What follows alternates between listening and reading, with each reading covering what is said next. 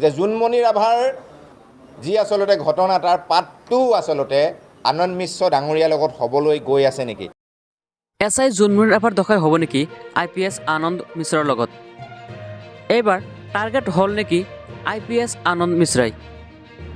অসমীয়া যুৱ মঞ্চই সংবাদমেল সম্বোধন কৰি এই কথা উল্লেখ কৰি কয় যে এইবাৰ জোনমণি ৰাভাৰ পাৰ্টটো হ'বলৈ গৈ আছে আনন্দ মিশ্ৰৰ লগত। এইবাৰ একাংশ দুৰ্বৃত্তৰ টাৰ্গেট হ'ল নেকি IPS আনন্দ মিশ্ৰই?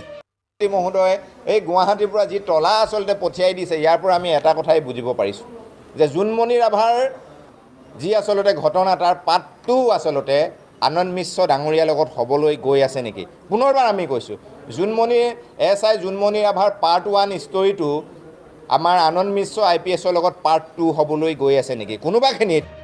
জোনমণি ৰাভাৰ দুৰ্ঘটনাৰ পিছতেই IPS আনন্দ মিশ্ৰই উপস্থিত হয় লখিমপুৰত উপস্থিত হৈয়ে নকল সোণ আৰু নকল টকাৰ ব্যৱসায়ীৰ ওপৰত চলাই মাৰাথন অভিযান আৰু সংবাদ মাধ্যমৰ যোগেদি জনায় যে যিসকল নকল সোণ আৰু নকল ব্যৱসায়ী আছে সেইসকলে যদিহে নিজে আহি নিজকে আত্মসমৰ্পণ কৰে তেখেতৰ শাস্তি কম হ'ব, আৰু যদিহে আমি আনিব লাগে সেইসকলৰ শাস্তি ভয়ংকৰ হ'ব।